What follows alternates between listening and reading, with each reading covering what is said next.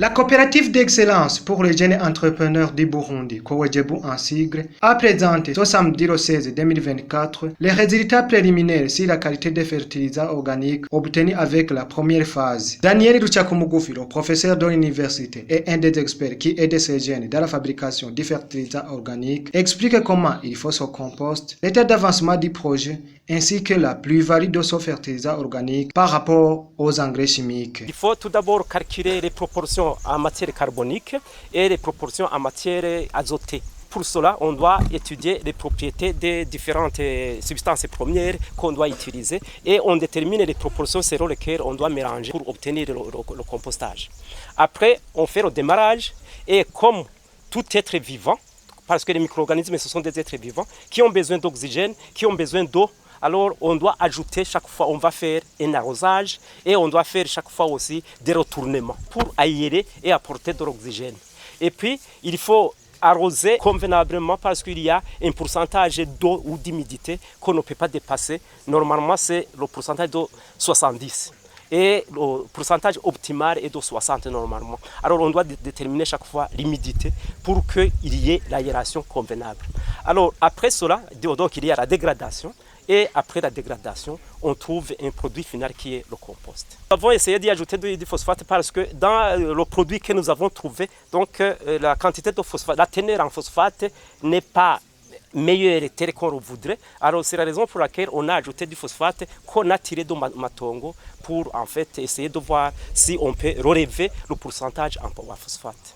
Donc notre fertilisant qui est le compost organique tout d'abord, parce qu'il faut privilégier ce qui est organique par rapport à ce qui est chimique. Les engrais chimiques, d'abord, ils nous coûtent cher, ils sont importés, et puis de deux, ils sont efficaces pendant les premiers jours d'application, et puis après les années suivantes, ce n'est plus rentable.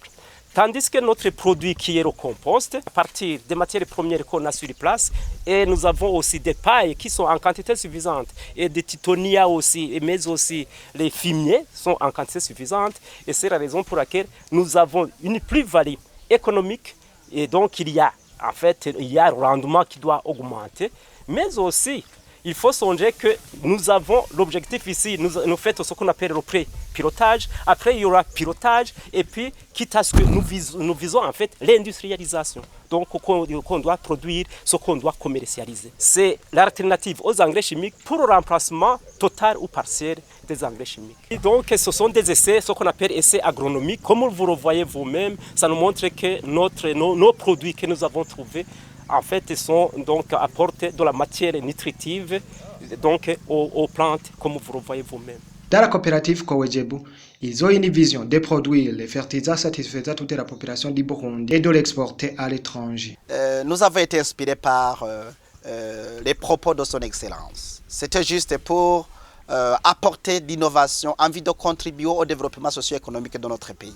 Je dirais que peu à peu, avec le temps, on sera à mesure d'apporter du fumier que les Burundais, les agriculteurs peuvent utiliser. On va même exporter à l'étranger. Notre vision est que les Burundais soient satisfaits, mais aussi nous avons l'intention d'exporter notre fumier. Désiré Manirakiza, le coordonnateur du paillage, apprécie l'initiative de ces jeunes car ce projet va contribuer à l'amélioration de la productivité du sol pour les agriculteurs burundais. Moi, cette idée m'a beaucoup plus séduit parce que j'avais été témoin d'une conférence qui avait été tenue par l'un des chercheurs qui a travaillé sur ce projet lors du Forum national du développement, qui disait que le sol burundais était beaucoup plus acide et qu'il était beaucoup plus risqué de continuer à utiliser les engrais chimiques parce que les engrais chimiques augmentent l'acidité du sol. Et donc finalement, si on veut produire davantage et produire des aliments qui peuvent être vendus sur le marché international, il vaut mieux migrer vers l'utilisation des biofertilisants. Et c'est donc pour cela que nous avons accepté l'idée. Et finalement, vous voyez le pas franchi. Là, nous sommes à la phase d'essai, mais vous voyez déjà les légumes, n'est-ce pas, qui ont été plantés en utilisant ce biofertilisant, leur splendeur.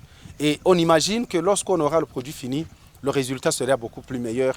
Et ce projet va contribuer à l'amélioration de la productivité des agriculteurs burundais. L'autre élément que je voudrais souligner, c'est en réalité la pertinence du partenariat en vue. Vous l'avez vu, les chercheurs qui ont travaillé sur le projet sont des chercheurs de l'Université du Burundi.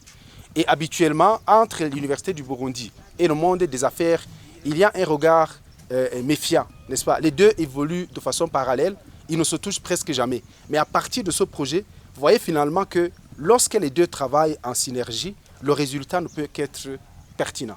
Et on estime que si le monde académique et le monde des affaires étaient généralement en cohérence, si les deux faisaient les appels les uns des autres, on pense qu'on aurait beaucoup plus de projets qui ont une plus-value au niveau de la société. Signalons que la coopérative Kowejebu a été créée en 2022 et rassemble 110 jeunes entrepreneurs financés par l'OPAEJ qui ont mis ensemble une partie de leurs fonds.